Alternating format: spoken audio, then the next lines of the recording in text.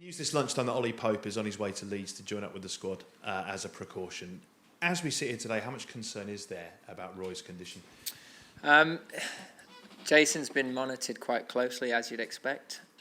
He's undergone a couple of concussion tests so far and scored really well.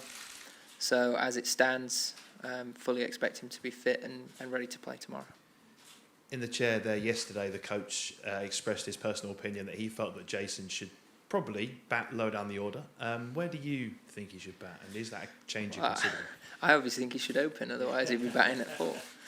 I think there's obviously a lot of talk about our batting order and the variety of options that we have and different ways that we can go with it. I think it's something that at no stage are we trying to reinvent the wheel, but it's something that we've got to play to our strengths with, and we've got to be quite flexible with. And it might be that over the course of the series it looks different at different times.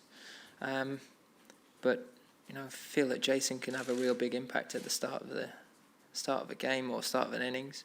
It might not have happened just yet, but fully expect him to go out and be able to do just that. Is it something though you have discussed as a group? No, not in terms of Jason's position, not at all. No.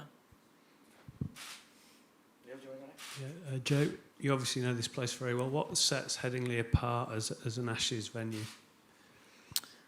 You're better off asking Jeffrey that one. I think he's got plenty of fond memories of this ground in Ashes cricket. It's obviously been home to some brilliant test matches. You look back at Butcher's 170-80 odd in the early 2000s. More recently, England haven't had as much success here, but I feel that the way that we played last week and the momentum that we carry over into this game leaves us in a really strong position.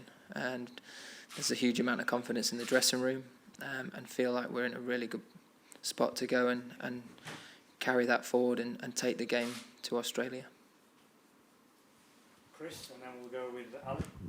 Joe, I'm assuming if you woke up tomorrow morning and the worst case scenario was Jason, for whatever reason, couldn't play, am I right in thinking Joe would go up to opener? You're right to think that, yeah. So he's been told on standby you might be opening tomorrow, mate. Yeah, that's one way we could go. Okay. Okay. But you're confident Jason's going to be fit? I'm pretty confident Jason's going to be fit. Just on Steve Smith, obviously him not playing for Australia is a big loss for them. What do you make of that, and what do you say to English fans who might be thinking this is, a great opportunity to take advantage of that? Yeah, it's as I said after the game, when you play against someone of his quality, you're trying to find a number of different ways of getting him out, and felt that the way that Jofra bowled in that spell was made for great cricket. It was great to be on the field, being a part of that.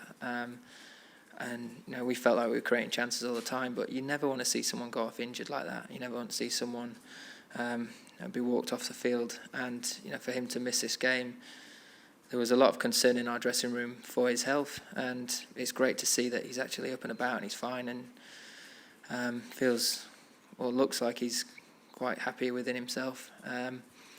It's very unfortunate on their part.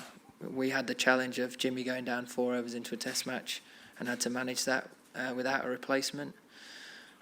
So you get these swings within a big series like this every now and again, and when you get your opportunity, you've got to jump on it. There'll be huge shoes to fill for whoever comes in for him in Australia's batting lineup, and we've got to make sure that we keep looking to exploit their techniques on these wickets. Ali, then John. Jason Roy's health notwithstanding, is it going to be an unchanged team tomorrow for England? It's the same 12. Well, I know that. Okay. In which case, what are the things you're weighing up? In which case, as I say, you just want to have a look at every option you can go with, and that wicket in the morning, and then make a call from there. So Sam Curran is clearly in your thoughts then. Sam Curran's always in our thoughts when he's in the squad. He offers something different. As I keep saying, he's such an impressive young talent that has the ability to affect the game when he gets his opportunity. So, we're very fortunate to be in a position where we've got someone like that not playing. And Chris Woakes has probably played more cricket this summer than you might have anticipated earlier in the year, perhaps. How's he travelling? He's travelling well.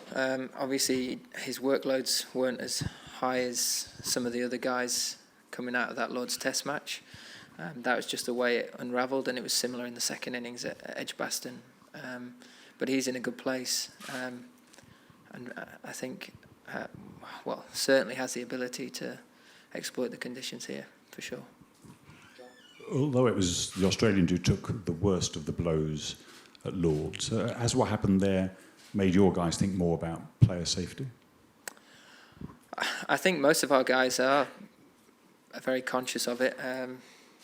You see a number of the guys with the stem guards. I think most of the team wear them because you know how important it is to first and foremost look after your own safety and your health, but also you don't want to let your teammates down by getting yourself hurt or injured and missing out either on the rest of the series or throughout not being able to play further part in the game. So there is a number of different ways you can look at it, but ultimately safety has to come first, and we're very aware of that as players. And do you expect someone like Pat Cummins maybe to come even harder at you in sort of kind of response to the threat that Archer offers? We'll see.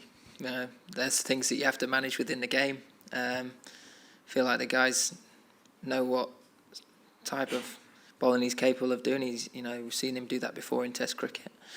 But it's just manage the situation when you face it. It might be that if he does go to that and the conditions suit pitching up and swinging it, that plays into our favour. We'll have to wait and see. We'll do Barrett at the back of the room, and then Andy. Speak up as well, sorry. Yeah. So, on a serious note, how good is Jofra just been bowling?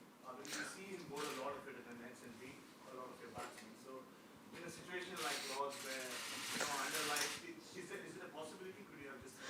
Well, if you ask Jofra, he'd say he should have 300 Test wickets, bowling right arm off spin, left arm spin, and probably a couple bowling leg spin as well. So, I wouldn't say he's the first name that comes to mind when it comes to spin options, but you never know. It might be something to turn to down the line. We'll see. And sorry, just about carrying momentum from that Test match. How crucial was it that you broke through the Australian plan of discipline and control? You got a lot of boundaries. You're scoring at a good rate. Does that add to the momentum as well? Yeah, I think more than the most impressive thing was seeing, or the most pleasing thing from my part was seeing Ben, Joss, Johnny spending good time at the crease.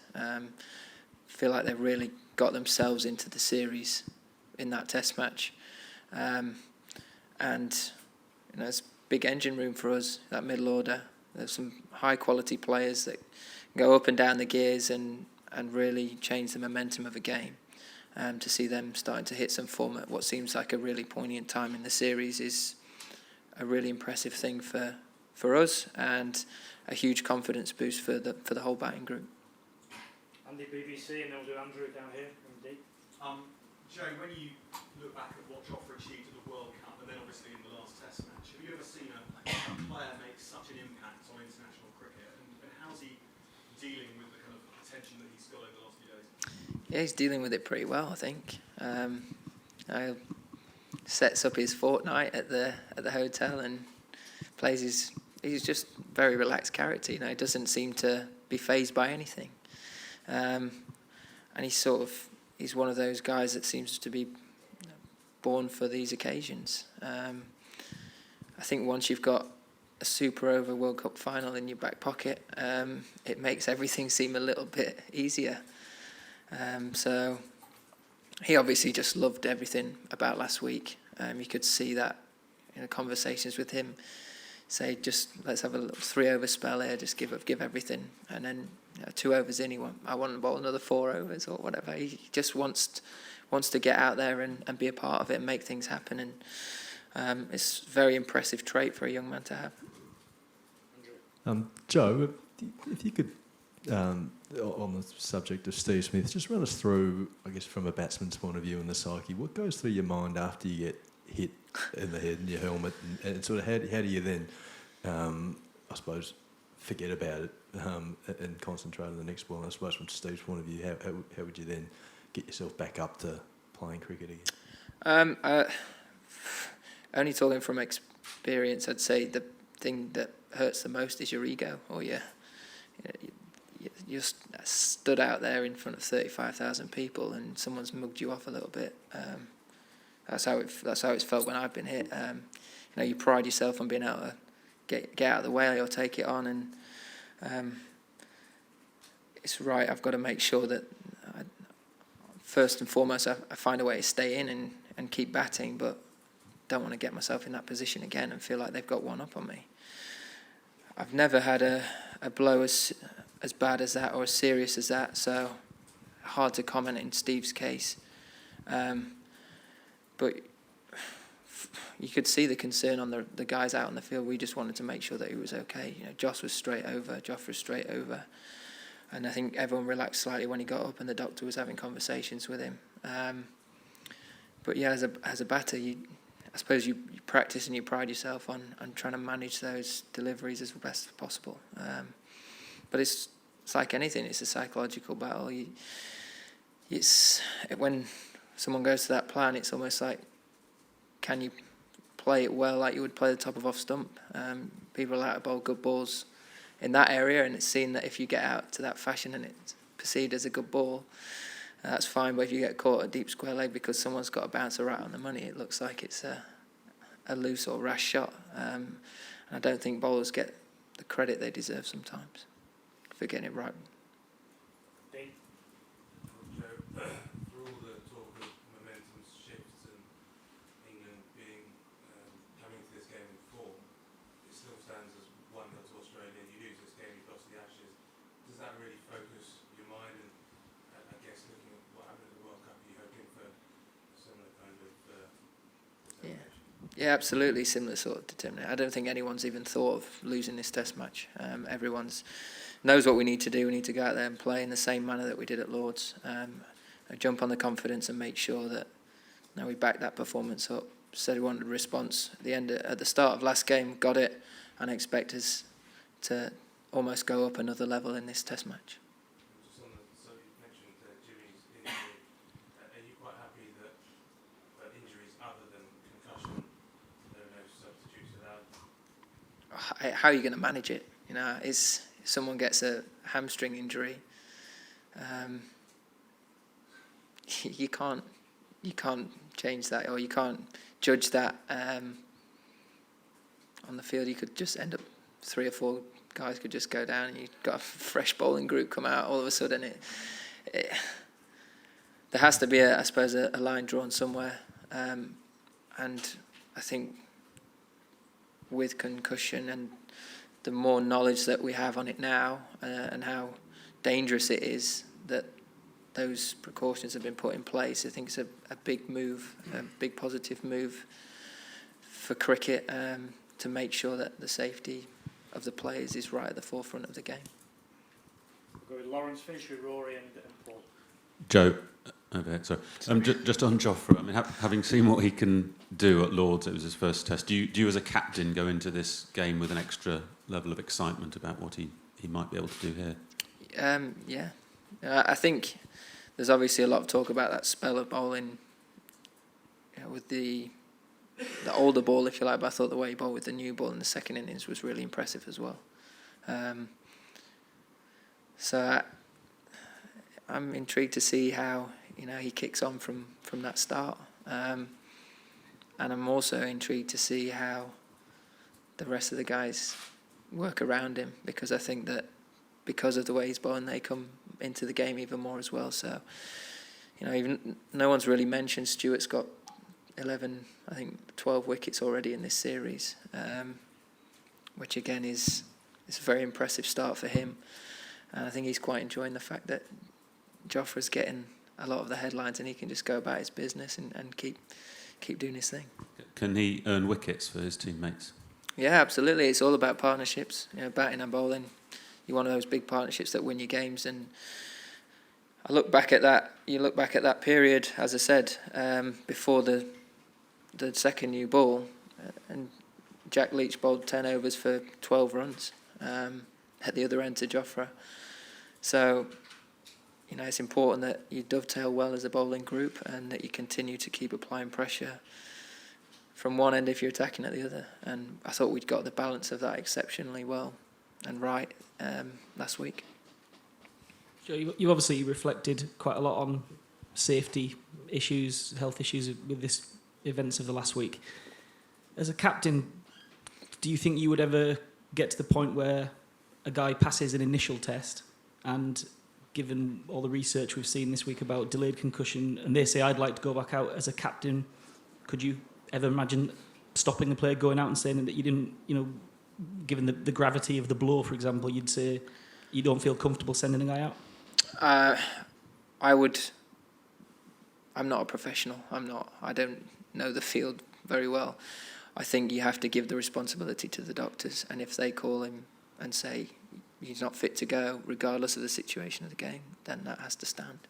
Of course, this is a huge series, and it means so much to all of our players, but it doesn't mean that much in terms of someone getting seriously hurt and potentially ruining the rest of their life. So it's obviously really important that we, you know, look after the players, and you know, we have team doctors and medics for a reason. You have to respect their decision, even if it doesn't always sit well with you as a player, and as a captain you have to make sure that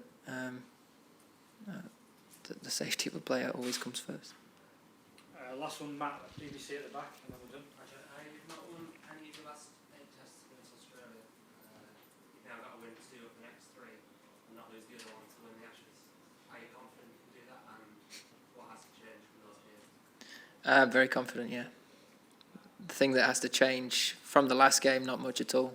We just need 2 extra days of cricket, which we lost to the weather.